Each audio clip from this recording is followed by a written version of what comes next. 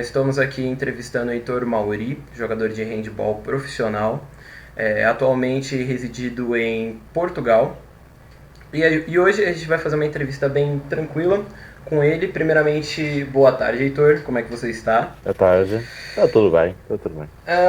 Como é que tá a quarentena por aí, em primeiro lugar? Se tá rígida, Olha, se tá muito cara, difícil? aqui é assim, o pessoal respeita muito a quarentena, sabe? Proibido entrar em supermercados sem máscaras e essas coisas. Mas as últimas notícias são que o estado de emergência, né, acabou. Antes de tudo, conte um pouco sobre você, de onde você veio, quantos anos você tem, um pouco sobre o Heitor Mauri, pelo menos até o momento em que você entrou na categoria do handball. Tenho 18 anos, sou natural de Guarulhos. Desde que eu me vejo por gente, eu tô lá em Guarulhos, sempre morei em Guarulhos. E o handball, o esporte em geral, sempre teve muito presente na minha vida. Desde pequeno, já pratiquei basquetebol, judô, handball, próprio handball, futebol também. Eu ingressei no handball ainda na escola, quando eu tinha uns 8, 9 anos. A partir daí, o esporte sempre fez parte da minha vida. Foi Ok, sempre, desde os meus 8 anos até agora, até os 18, sempre fez parte. O ok. handball mesmo, digamos assim, de alto nível, entrou na minha vida quando eu tinha 16 anos, quando eu fui para o Corinthians, foi meu primeiro clube, o Corinthians. Fiquei lá por 2 anos e em 2018 fui para o Guarulhos, né? Fui para a equipe de Guarulhos. Uma das grandes portas, as portas se abriram por conta da minha ida ao Guarulhos, entende? Consegui chegar à seleção brasileira sub-16. Eu tinha propostas de clube de São Paulo, de grandes clubes de São Paulo, queriam me levar, como Pinheiros e Taubaté. E a partir daí eu deixei rolar as coisas. Continuei em Guarulhos, não saí de lá, também porque eu gostava muito do ambiente. E então, no final de 2018, eu recebi a proposta para vir jogar aqui em Portugal. Eu já havia tido propostas para vir jogar em Portugal, mas como eu ainda não tinha acabado o meu ensino médio, meus pais seguraram um pouco a barra para que eu acabasse o ensino médio e viesse para cá sem preocupações com a escola. E estou aqui desde o ano passado, desde janeiro do ano passado, e é isso. Ok. Em relação à questão do esporte handball brasileiro e português, qual é a diferença entre os dois, mais ou menos, que você acha assim que é o mais fundamental assim entre os dois? Existe uma diferença assim drástica. Eu não estou dizendo assim em equipes, também em equipes, né? Mas a competição é uma diferença assim totalmente grande. Primeiro que a gente está no continente do handball, né? O handball, a história diz que o handball foi criado na Alemanha por um professor de educação física e Portugal, estamos aqui no continente do handball. No Brasil, o handball acabou chegando um pouco tarde, né? Em relação à competição, como Portugal já está há muito tempo com o handball inserido como um desporto de utilidade pública, vamos dizer assim, acho que eu posso dizer assim. Então, eles investem muito dinheiro na competição de handball, tanto que aqui a gente tem 3 divisões de handball oficiais Ok. adultas, certo? Com pelo menos 20 equipes em cada divisão. Então, ou seja, são muitos jogadores e só em adulto. São muitos jogadores, muitas equipes. Em comparação ao Brasil, o único estado, vamos dizer assim, que tem destaque no handball é São Paulo, que é uma grande cidade, tem o investimento e as grandes estrelas assim no handball, vamos dizer assim, os grandes jogadores que hoje jogam, por exemplo, no Barcelona ou jogam em clubes que foram campeões europeus no ano passado, por exemplo, eles tiveram o seu início de formação ou o final da formação nesses grandes clubes de São Paulo, como o Pinheiros, por exemplo. E então, por causa disso, por conta do investimento aqui em Portugal, a competição ela se eleva muito, ela eleva-se muito mais alto. Agora pensando assim na questão de pesquisa, segundo a Confederação Brasileira de Handball, o esporte é o mais praticado nas escolas públicas.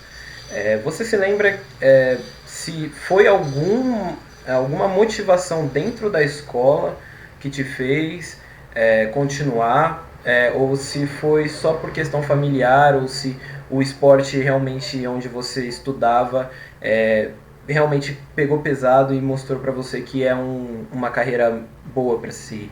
Se fosse assim, algo de casa, como eu disse, eu tive muito exemplo do meu pai. Se fosse algo de casa, eu teria seguido basquete. o basquete. Porque meu pai sempre foi jogador de basquete, jogou a Liga Amadora e tudo mais.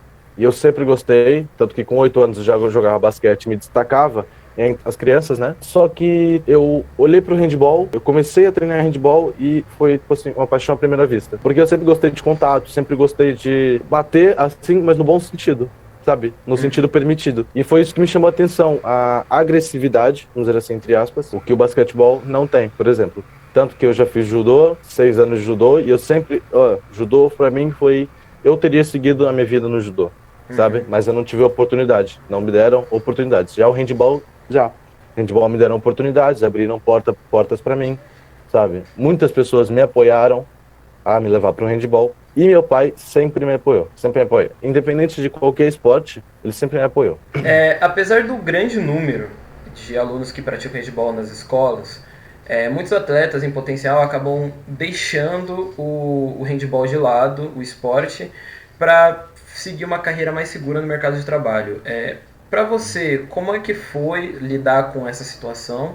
E se você tem alguma carreira como plano B, caso o handball se torne estafante para você, ou simplesmente você acha que a sua carreira encerrou e você quer seguir para outro caminho? Como você disse, a seguridade, né? Muitos atletas, eles não seguem a carreira do handball por conta que não há algo seguro ali, não há uma garantia que eu vou conseguir uma carreira, né? Uma carreira que eu consiga viver disso. E são muito pouco as pessoas que conseguem viver disso no Brasil, por exemplo. Eu tive quando eu entrei no Corinthians em 2016, eu tive muitos conflitos em casa com a minha mãe, porque para ela aquilo não era vida. Porque eu queria levar aquilo para minha vida, mas para ela aquilo não era vida. Sabe que era só uma brincadeira, que era um esporte, tipo que daqui a um tempo ele vai parar com isso e não vai dar dinheiro, não vai dar retorno. E ela sempre batendo na mesma tecla, querendo que eu fizesse escolas técnicas para tirar um curso técnico, seguir uma carreira, ter um emprego, vamos dizer assim, né? Ganhar um bom dinheiro, basicamente. Só que eu barrei isso, eu não queria. Eu quero seguir o handball, e foi isso que eu fiz. O meu pai, ele conversou com minha mãe, houve diversas conversas entre meus pais. Se mudasse aquilo, haveria problemas no futuro, porque, assim, não é uma coisa que eu gostaria de estar fazendo. Tem um ditado que diz: se você gosta do seu trabalho, não tem um dia que você trabalhe. E é isso que eu faço. Eu gosto do meu trabalho. Não tem um dia que eu que eu trabalhe. Porque eu sou apaixonado no meu trabalho. Em relação à sua mãe, sobre a questão de quando que ela começou a relutar sobre a sua carreira no esporte, quando ela percebeu, por exemplo, que aquilo seria o caminho para o meu filho, aquilo está dando certo, aquilo é uma opção para ele viver a vida bem do jeito que ele quer. Quando eu comecei no Corinthians, eu me destaquei bastante também, e diversos técnicos, até o meu próprio treinador, sempre falava: olha, ele tem um potencial assim incrível, entendeu? Ele tem um potencial para seguir isso. E isso foi entrando na cabeça da minha mãe, que eu tinha um potencial para aquilo. Mas foi mesmo em 2018, quando eu consegui ir para a seleção sub-16, seleção brasileira sub-16, que ela mesmo entendeu: não, isso é o que meu filho quer. É isso que ele quer, e eu vou apoiar ele em tudo. Porque houve um retorno, sabe? Houve um reconhecimento do meu trabalho. Porque era isso que faltava para minha mãe. Porque eu trabalhava tanto, mas não havia reconhecimento, então ela dizia: então, mas por que você está fazendo isso? Entende? Então houve um reconhecimento do meu trabalho, e ela entendeu o quão importante era aquilo na minha vida. E foi assim que ela também, assim, junto com meu pai, junto com a minha família, sempre me apoiaram. Agora, voltando à questão de você estar em Portugal, assim, acredito que você já tenha respondido isso de forma parcial, mas em relação às oportunidades referente ao handball aí em Portugal, são maiores, são menores? Existe um apoio maior do governo ou alguma entidade ligada ao esporte ou alguma coisa parecida? O governo aqui, o governo ajuda, ele foca muito o esporte, o desporto, né, como diz aqui, o esporte. E há muitos investimentos no handball, no vôlei, no basquete, há diversos investimentos. E as oportunidades aqui são, assim, algo que eu nunca tinha visto, sabe? Porque eu tava com aquela imagem do Brasil, que haviam 3 clubes grandes em São Paulo Ok. que estavam ao meu alcance. E para mim era aqueles. Mas aqui, cara, aqui você tem inúmeros clubes que são bons clubes, te dão oportunidade, te fazem crescer, não só como jogador, mas como pessoa, sabe? Que isso para mim é essencial. Se eu for treinador um dia, eu não quero formar campeões. Porque se eu formo campeões, lá na frente ele vai cair um dia, vai ser derrotado e não vai aceitar aquilo. Eu quero formar pessoas, entende? E foi isso que eu sempre ouvi do meu treinador, do meu primeiro treinador, que ele formava pessoas, cidadãs. Não formava campeões, entendeu? E é isso que tem muito aqui em Portugal. Inúmeros clubes que te dão oportunidades, como eu disse, há 3 divisões aqui em Portugal, sabe? E, assim, a segunda e a terceira divisão estão equiparadas em nível técnico e há muitas oportunidades aqui em relação ao Brasil. Muitas. Em relação ao que falta para o Brasil chegar, por exemplo, numa situação que esteja Portugal em relação aos esportes, por exemplo, como todo mundo acho que sabe, o futebol aqui é muito bem visado, aqui basicamente é conhecido como o país do futebol. Você acredita que existe alguma salvação, alguma ajuda que possa vir no futuro para as pessoas olharem assim, não, aqui não é só futebol, aqui existe handball, aqui existe basquete, como por exemplo algumas celebridades internacionais assim do basquete, o Anderson Varejão, o Bruno Caboclo. Você acredita que o handball esteja preparado para chegar numa identidade internacional? O handball brasileiro? No Mundial passado, 2019, se não me engano, ou 2018, Mundial passado, o Brasil ficou em 9º lugar. Ok. Foi uma conquista histórica no Mundial masculino de handball brasileiro. Foi uma conquista histórica. Nunca nenhuma seleção tinha chegado ao 9º lugar. O que adianta você investir dinheiro e colocar dinheiro dentro de uma instituição onde existe uma má administração, tá entendendo? E esse é o principal problema do nosso esporte, é a má administração. Porque em 2009, 2010, 2011, 2012, 2013 foram assim, para mim, na minha opinião, foram os anos que houve mais investimento, mais inserção de capital dentro do handball. Tanto que em 2013 as meninas foram campeãs mundiais. Foi algo histórico, foi algo assustador. Ele aos olhos dos estrangeiros, dos outros. Nós temos a grande parte dos atletas da seleção brasileira, eles jogam na Europa. Eles estão aqui na Europa. Então eles conhecem o estilo de jogo europeu, que são as principais seleções são europeias. Eles conhecem o estilo de jogo europeu, eles jogam com esse estilo de jogo. Okay. Só que na hora de ir para a seleção brasileira, na hora de jogar um jogo oficial pelo Brasil, às vezes não encaixa aquilo. Entende? E é isso que eu acabo não entendendo. Se é culpa da má gerência, se é culpa dos atletas. Então, assim, a gente não consegue colocar a culpa em alguém. Porque, assim, os atletas, eles fazem de tudo, sabe? Tanto que existe um projeto de atletas pelo handball, que eles buscam investimento, buscam correr atrás de pessoas que estão fazendo coisa errada dentro da instituição, entende? E é isso, cara.